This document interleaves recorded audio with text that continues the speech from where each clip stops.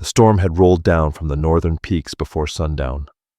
It was one of those Sierra storms that swallowed the land whole, not bothering to give any warning. Snow swirled sideways across the plains, piling up against rocks and sagebrush, muffling the world into a silent, breathless whiteness. Far off, the last glimmer of daylight sank behind the crooked ridge the locals called Apache's Find. As the warmth of the sun disappeared, Mae Carson could barely feel her legs by the time she reached the first fence she'd seen in hours. Her dress torn and dirty, stiff with frozen mud, clung to her like a shroud. She pulled it tighter at the collar, but the wind sliced through the fabric like a knife. Each breath came out sharp and white. Her fingers were numb. Her boots were soaked through, and her vision blurred at the edges, flickering like a faulty lantern. Behind her, the snow was marked with her footprints, evidence of her desperate flight. "Run. Keep running," she had told herself earlier. Now even that voice was fading. Somewhere in the storm, she had lost her satchel, her papers, and all the sketches she'd made over the last 3 years. The bandits who'd robbed her had laughed, waving her paintings like rags before tossing them into the mud. She could still hear their mocking jeers mixing with the howling wind. Mae stumbled toward the fence post, placed a trembling hand on it, and let her weight sink. The wood was frozen solid, biting into her palm. She blinked against the snow, searching for any sign of shelter. A shape. A small ranch house, leaning a little under the weight of time and storms, stood a short distance beyond the fence line. Smoke curled from a crooked chimney, and a faint orange glow pulsed from the frosted windows. Her lips parted in relief, but no sound came out. She pushed forward, but her knees buckled. She dropped to the snow, her hands sinking into the powder. She tried to rise, failed once, then again. The storm roared around her, ready to bury her where she knelt. Someone shouted low, rough, and close. Footsteps crunched through the snow. A tall man, broad-shouldered, beneath a threadbare wool coat, emerged from the white haze. His skin was a warm copper tone beneath the cold. His long black hair was tied loosely at the nape. Snow clung to him the same way it clung to the land. His dark, steady eyes held the silence of a man who had lived a long time with his own ghosts. He knelt beside Mae, studying her face a moment before speaking. His voice was low and calm. "You're nearly froze through." He shrugged off his coat and wrapped it around her shoulders. The warmth shocked her, pulling a deep shiver from her. Steam rose faintly from the coat as it met the heat still lingering on his skin. She swallowed, her voice cracking. "Who are you?" "Name's Zeke Rawlins." He gently but firmly lifted her to her feet. She was light as a sack of straw. "I keep cattle out here. My home's right over that rise." She flinched at his touch, not because it hurt, but because she had seen too much cruelty on Apache soil. Too many men with sharp eyes and dull hearts. Zeke noticed and loosened his grip, giving her space while still supporting her weight. "You don't have to trust me," he said softly, "but if you stay out here, the cold will take you." The sincerity in his tone, neither pleading nor commanding, cracked through her fear just enough. Mae nodded weakly. He half carried her through the snow toward the small leaning house. The wind fought them every step, but Zeke moved with the steady determination of someone accustomed to storm's hardship and silence. As they pushed through the door, warm air wrapped around her like a quilt. A wood-burning stove glowed red at the center of the room, the fire inside snapping and popping. The place was small. Only one room and an attic above, but it was clean. The smell of cedar smoke and cattle hide drifted in from the walls. Zeke guided her toward the hearth. "Right, sir," he said. "Let the fire do its work." Mae knelt by the stove, pressing her hands toward the heat. Pins and needles pricked her skin as warmth returned. She bit her lip, holding back a whimper. "Thank you," she whispered. Zeke poured steaming coffee from a battered tin pot and handed her a tin cup. "Drink. It'll warm you from the inside." Mae hesitated for only a moment before accepting it. The metal burned her fingers, but the strong, rich, honest scent made her eyes sting unexpectedly. She sipped, feeling warmth seep back into her chest. "You can stay," Zeke said as he hung his coat to dry, "until you feel strong again. I live alone, so it's no trouble. Truth is, having someone under this roof might even make the place less quiet." Mae looked up sharply. "You're not annoyed I'm here?" Zeke shook his head. "If anything, it's good to have company again." Again. That one word hung in the air, heavy with meaning. She wasn't sure she understood. She glanced around the small cabin, rough-hewn shelves, a pile of split logs, a woven blanket carefully draped over a simple cot. She took in the neat, worn look of everything. It was the touch of a man who lived without luxury, but never without decency. Mae pulled the coat tighter around her shoulders. The warmth in the room made her eyelids heavy. Exhaustion pressed down on her like a weight. "You rest," Zeke said. "Storm's gonna rage all night. I'll keep the fire fed." Her breath slowed, deepened. The last thing she saw before sleep took her was Zeke crouched by the stove adding another log. The firelight kissed his scarred cheek, casting shadows on the solemn shape of a man who'd learned to survive winters and heartache alone. Now, for the first time in years, he wasn't. Morning came, slow pale over the plains. The storm had eased, but a hush still clung to the land, as if the snow itself were listening. Inside Zeke's small cabin, the fire in the stove smoldered low, casting a faint amber glow across the walls.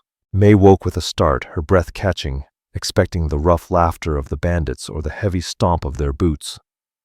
Instead, she only heard the crackle of wood and the soft clink of tin against iron. She blinked, letting her eyes adjust. She lay beneath a heavy wool blanket on a cot shoved against the far wall. The air was warm, tinged with the scent of cedar and cattle hide. Her limbs still trembled with exhaustion, but the bone-deep cold had left her. Then she saw him. Zeke stood at the stove, sleeves rolled up, stirring something in a dented pot. Steam rose in gentle coils around his hands. His long black hair hung loose, still damp from when the snow had melted earlier. He hummed softly under his breath, the tune low and steady, like an old lullaby someone had once sung to him. Mae swallowed the lump in her throat thick.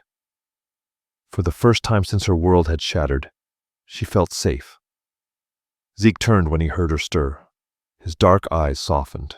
"You're awake, Tit," he said. "Good. I wasn't sure how long you'd sleep."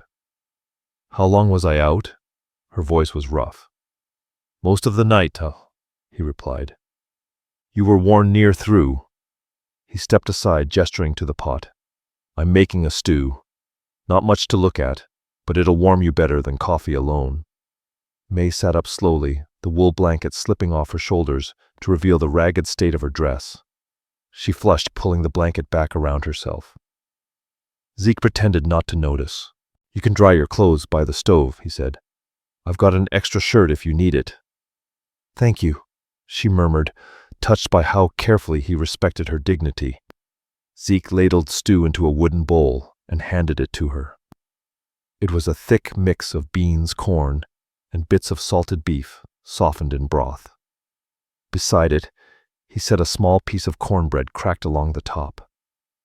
"I'm not much of a cook," he admitted, sitting down on a crate across from her, "but this here's the recipe my wife used to make. She swore it kept the cold from setting in." Mae paused, spoon halfway to her lips. "Your wife?" she asked quietly. Zeke nodded, his gaze drifting toward the window where snow still clung to the glass like frost flowers. "Been gone 4 years now." Mae lowered the spoon gently. "I'm sorry." Zeke shrugged, though the motion was heavy. "Things happen out here. Storm caught her on the wrong trail. By the time I found her..." His words trailed off. He didn't need to finish. The silence that followed was soft, not awkward, two wounded souls acknowledging their shared pain, but without pressing. Mae finally took a sip of stew. The warmth spread through her chest, easing the ache in her fingers. "This is good." she said, offering him a small smile. He huffed a quiet laugh. You're generous, but thank you. For a few minutes they ate without speaking. Outside, the wind moaned lightly against the walls, the last remnants of the storm moving on. Zeke broke the silence. If you don't mind me asking, he began, what were you doing alone out near Apache Ridge? Not many folks wander that stretch without cause. Mae stiffened slightly, her fingers tightening around the bowl. Zeke lifted a hand gently. You don't gotta tell me, he said softly. Just wondered if someone's coming after you. If they are, I ought to know. She hesitated. Her throat tightened at the memory. Bandits, she whispered. They took everything. My money, my paintings, they... Her voice cracked and she looked down. Zeke's jaw tightened, a muscle jumping near his cheekbone. I see. Mae's breath caught in her chest. I kept running, she whispered, her voice trembling. I didn't know where else to go. I thought if I made it far enough south I'd find a patrol or a wagon train. Mae Carson's voice was raw, her words barely rising above the crackling fire. Zeke Rawlins murmured, The cold kills faster than any outlaw. Mae stared into the stew, letting the warmth soothe her cold, trembling hands. She swallowed hard and whispered, I've met people who'd sooner hurt me than help. So when you found me, I didn't know what to think. Zeke studied her for a moment before speaking. I ain't in the business of hurting women. He lowered his gaze and continued softly. My people taught me better than that. And grief taught me better than that. She glanced up, catching the raw honesty in his eyes. Zeke looked away, embarrassed by his own vulnerability. You don't owe me trust, he said, his voice gentle. Just rest. That's all I'm asking. Something tightened in Mae's chest, not fear, but something gentler. When she finished eating, she set the bowl aside. Zeke rose and collected it with a care that made the simple gesture feel meaningful. He returned to the stove, stoked the fire, and placed another log into the mouth of the iron cooktop. Mae watched him, noticing the quiet way he moved through his little world, intentional, steady, respectful. You really don't mind me staying? She asked softly. Zeke glanced over his shoulder. Mind. This place has been too quiet for too long. He wiped his hands on a cloth. A little company might just remind it what warmth feels like. Mae felt her cheeks warm under his casual smile. The wind outside eased into stillness. Snowflakes drifted past the window like feathers, slow and gentle. Zeke moved to a chair near the hearth, settling into it, with a heavy sigh, a sigh of a man who had grown used to the quiet. You'd get some rest, he said. I'll keep the fire going. Mae lay back under the blanket, letting her eyes close. The cabin creaked softly, settling around her like a protective hand. For the first time since the bandits had torn her life apart, she felt her breathing slow and deepen. Before sleep claimed her completely, she heard Zeke's voice, roughened by years of silence. Storm's passing, he murmured. You're safe now. With that simple truth, sleep washed over her like a long-forgotten mercy. Morning came slowly, leaving the land wrapped in a quiet, glistening calm. Snow clung to the fence posts and sagebrush like icing sugar, and the daylight was so bright it hurt the eyes. The sky stretched out a pure, endless blue. It was the kind of blue Mae had never seen in the crowded towns where she used to sleep, on wagon beds and back alleys. Inside the cabin, a new rhythm began. Zeke rose with the dawn, as he always did, to tend to the cattle. He moved with a familiarity born from years of habit, pulling on worn boots, shrugging into his coat, tying his hair back with a simple strip of leather. Before stepping out, he always glanced toward the cot where Mae slept. Sometimes she pretended not to notice, but the sound of the door closing lingered in her mind long after he left. She would rise slowly, still sore from days of running, wrapping the blanket around her shoulders as she sat by the stove. The fire, always crackling, felt like a heartbeat in the little cabin. It didn't take long before the two fell into an unexpected companionship, stitched together by circumstance and the kind of quiet understanding that didn't need words. One late morning, Zeke returned from the cattle pens with snow dusting his hair. He shook it off like a dog, sending flakes flying. "You're up early," he said, noticing Mae, sitting cross-legged on the floor near the window. "I thought I should try being useful," she said with a hint of humor. "You know, instead of sleeping half the day." "You needed rest," he replied simply. "A body can't outrun trouble without paying for it." She gave a small smile. "Still, I want to help." That day, Zeke taught her how to sweep snow from the narrow path to the water trough, how to check the wooden posts for cracks from the cold, and how to gather kindling without cutting her hands on ice-slicked bark. Mae tried everything, determined but clumsy. She slipped twice, swore once, and shoved her frozen hands under her arms more than a dozen times. Zeke watched her, the corners of his mouth tugging upward. "You're not built for this cold," he teased gently. "I'm built for more than you think," she shot back. Her chin lifted in stubborn pride. He nodded, accepting her resilience without praise. Later in the afternoon, when the chores were done, and both of them were thawing by the stove, Mae pulled out the small scrap of charcoal she kept hidden inside her Buddha habit from her years on the road. Zeke noticed. "What you got there?" She hesitated, then answered honestly, "Something that reminds me who I am." Without asking, Zeke settled onto the crate across from her. "Show me." Mae smoothed out a sheet of rough butcher paper Zeke had given her the night before leftovers was from when he wrapped dried meat.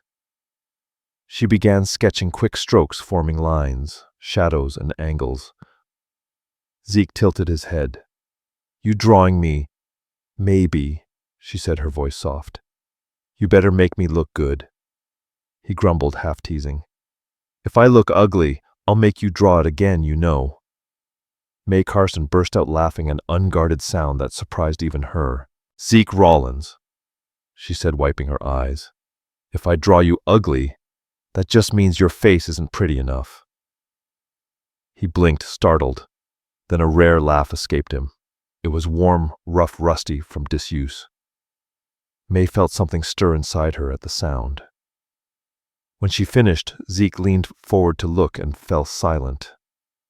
The drawing captured him in a way he hadn't expected. Strong, tired, but steady. His scars softened by a charcoal shading his eyes, calm and watchful. "Mae," he said low, "this is something. You like it?" she asked gently. "More than I figured I would." He sat back, almost shy. "You're a true talent." "Thank you," she whispered, suddenly flustered. For a long moment, neither spoke. The fire popped softly. Snow melted on the roof and the drip slowed. It felt like a turning point, though neither dared name it. Day after day, the storm clouds broke and reformed, but the time inside the cabin stayed warm. Mae helped Zeke mend a broken hinge on the barn door. He showed her how to check the cattle's hooves for ice buildup. She cooked poorly and he pretended not to notice. He fished in the creek for trout. She sketched the landscape while waiting. They shared stories at night, their voices low as the fire built shadows along the wooden walls.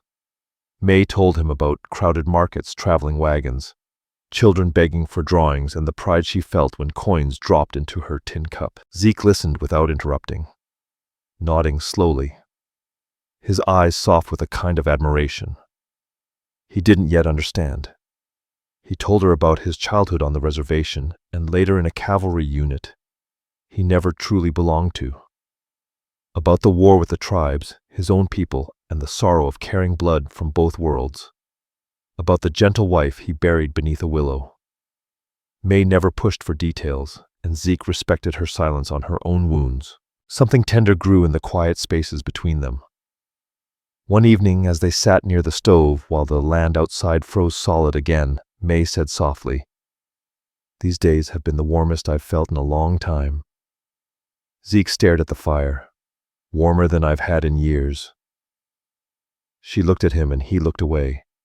The moment stretched fragile, almost afraid to breathe. Finally, Zeke stood, clearing his throat. "Storm's coming back tonight," he said. "We should bring in more wood." But when he opened the door, the wind was gentle, the sky clear. The storm he spoke of wasn't the weather. It was the one quietly building between them. Warm, uncertain, impossible to ignore.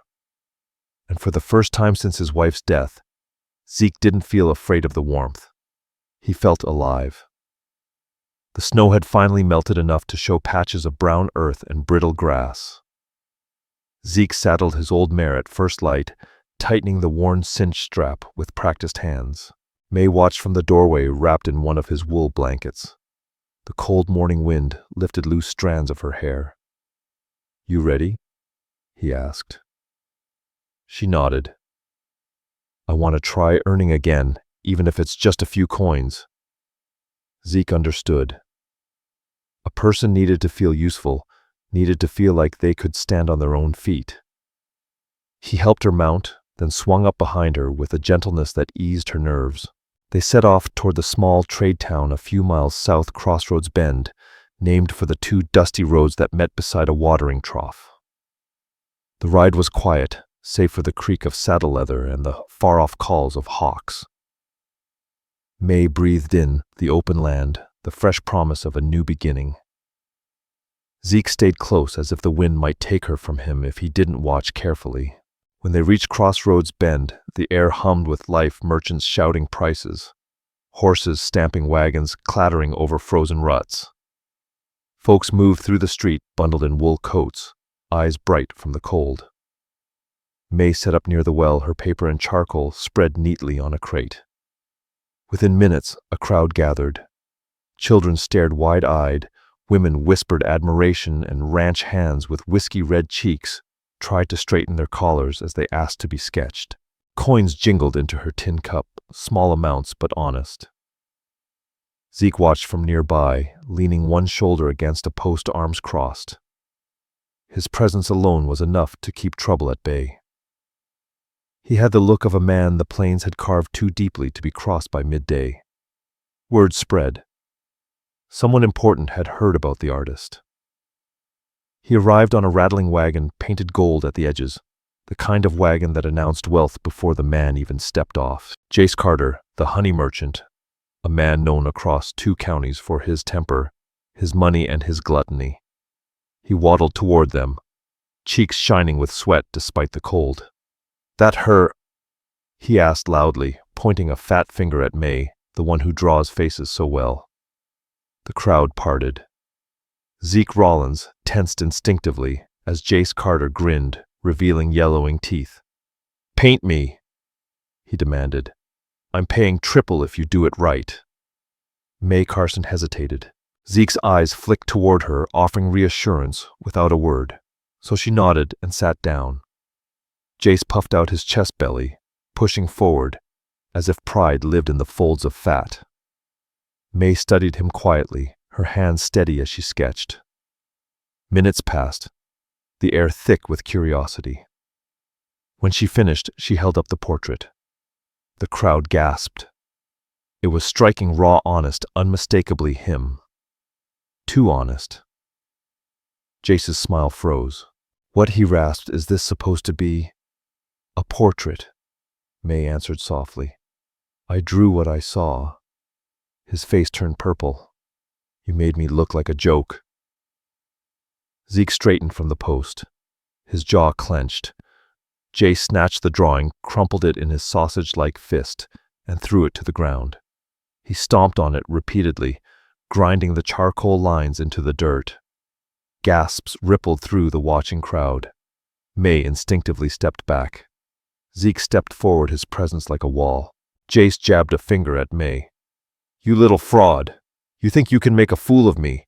Boys grab the girl, and that Apache stray she's dragging around." The merchant's hired hands, 3 rough men with whiskey breath, started forward. Before they got close, the sound of metal singing through the air stopped them cold.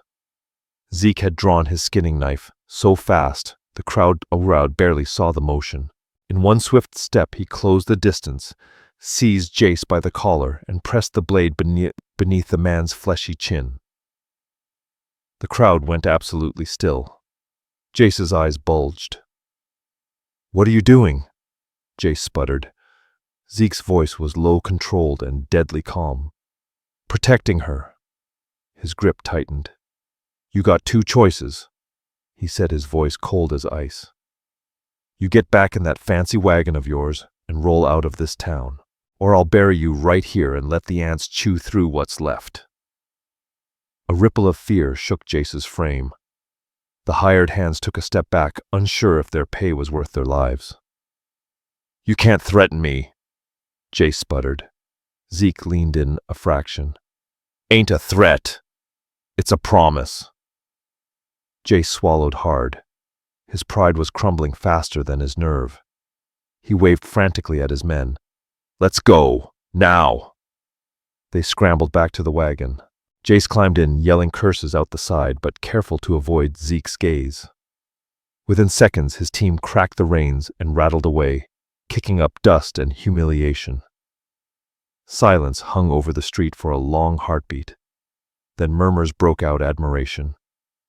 Mae stared at Zeke, her chest tight with something she couldn't name. Gratitude, shock, warmth all tangled together. "You defended me," she whispered. He turned to her, the knife already sheathed. "Ain't nobody laying a hand on you while I'm standing."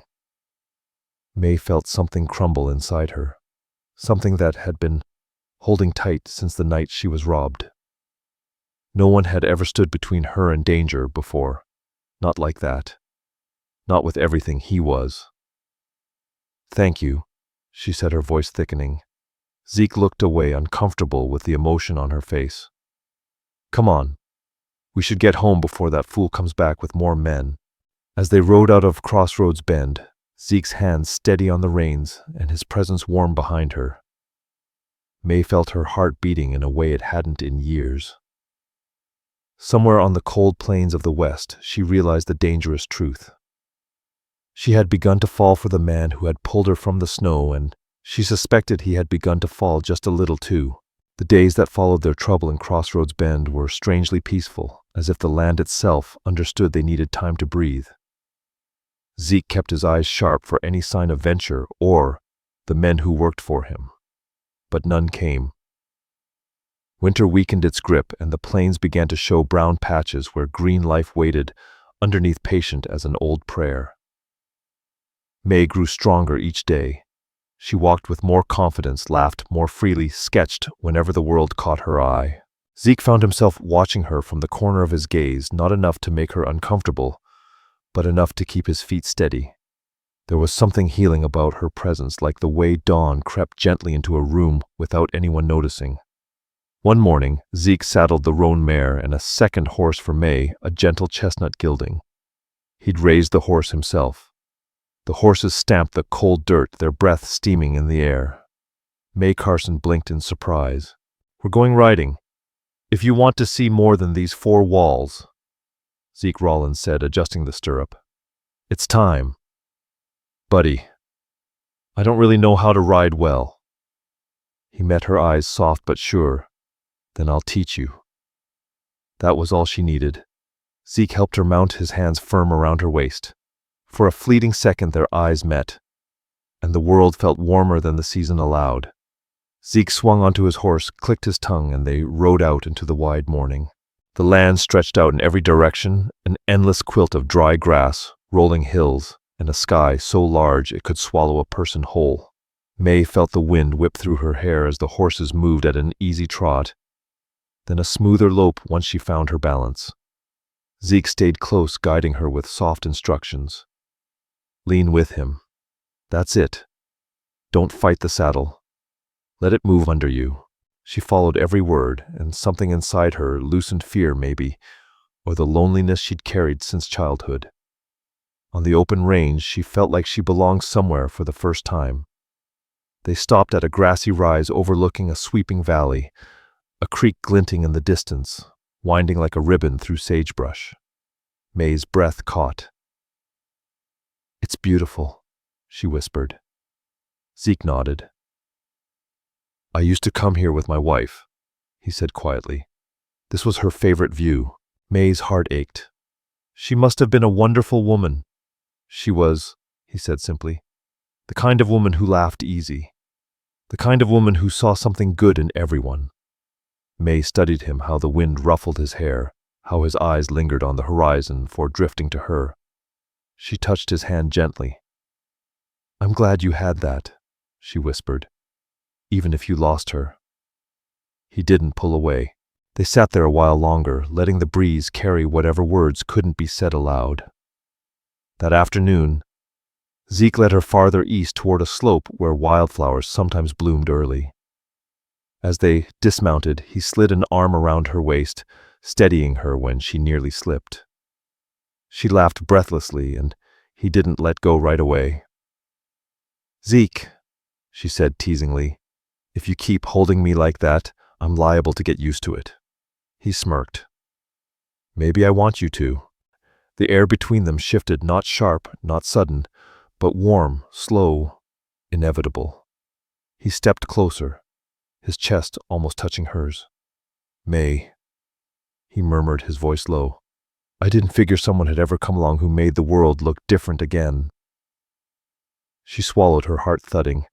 I didn't think I'd ever feel safe again, she whispered. Not until you. His hand brushed her cheek, gentle, reverent, almost disbelieving. I used to think my heart died with her, he admitted. But with you, I'm starting to think maybe it just went quiet for a while. The words wrapped around her like a warm blanket. She leaned into his palm, eyes closing for a moment. Zeke, she breathed. But she couldn't finish. Not yet. The truth felt too big, too fragile to speak. He didn't push her. He simply helped her back into the saddle, and together they rode on. Near sunset they reached a small hill where wildflowers had begun to poke through the snowmelt. At the top stood a single wooden cross, the grave of Zeke's wife. Mae dismounted slowly, holding a small bunch of wildflowers she'd picked along the trail. She offered them to Zeke without a word. He took them, his face softening. She liked these, he murmured. Mae stood beside him. As he knelt before the grave, he set the flowers gently in the snow, then bowed his head. The fading sunlight brushed his features in soft gold. After a long silence, Zeke spoke. Morning Star, he said, his voice rough but steady. I hope you ain't lonesome. I promised I'd live the kind of life you'd be proud of, even if it took me time to remember how. Mae swallowed, the tenderness of the moment pressing against her heart. Zeke continued, his breath shaking. I won't ever forget you. You were my first piece in this world. He paused. But there's someone now. Someone who's brought warmth into this house again. I don't love her instead of you. I love her because you taught me how. Mae's eyes blurred with tears. Zeke stayed kneeling a moment longer before rising. He didn't speak as he took Mae's hand, guiding her back toward the horse. His fingers tightened around hers, steady, not desperate, just certain. As they rode home under a sky streaked with pink and silver, Mae rested her head lightly against his shoulder. Every day is wonderful with you, she whispered. Zeke kissed the top of her hair. I thought no woman would ever take her place. But you didn't take a place. His voice dropped soft. You made a new one. You made a new one, Mae Carson whispered, her heart fluttering as Zeke Rawlins hung the sketch on the wall. Somewhere on the open plains, a man who had lost everything had found a reason to hope again. And a woman who had never truly belonged anywhere had finally found her home in him. Spring crept across the land like a hesitant breath, gentle but inevitable. The snow retreated first, uncovering the damp earth beneath, and then, faint but determined, the first hints of green pushed through the soil. Birds returned in twos and threes, their sharp calls cutting through the air. And in that small cabin on the edge of Apache Ridge, life began to take a shape Mae had never known, steady, warm, unhurried. Zeke woke before dawn each morning, pulling on his worn coat before stepping out to tend to the cattle. Mae often watched him from the doorway, wrapped in a blanket, her hair falling loose around her shoulders. He would glance back at her, every time offering a small, quiet smile that tightened her chest. Inside the cabin had changed. It wasn't bigger or finer, but it felt fuller, lived in, loved in. Mae's sketches now adorned the walls, a drawing of the cattle pens, a portrait of the old mare that still roamed the hills, and the delicate shading of a wildflower she'd found near the ridge. Next to them were Zeke's things, his late wife's old blanket folded neatly, his carved bone-handled knife, and a pair of weather-worn gloves she'd sewn new leather into. Their worlds of sorrow had begun to weave together into something new. On warm afternoons, Mae set up a wooden crate outside the cabin, sketching the land as it changed with the seasons. Zeke, done with his morning chores, would sit nearby, mending rope or checking the bridle. Sometimes he talked, sometimes she did. Mostly they sat in comfortable silence, letting the breeze carry their thoughts. One such afternoon, Mae held up a nearly finished sketch. "Zeke," she said shyly, "come look." He wiped his hands on his trousers and walked over.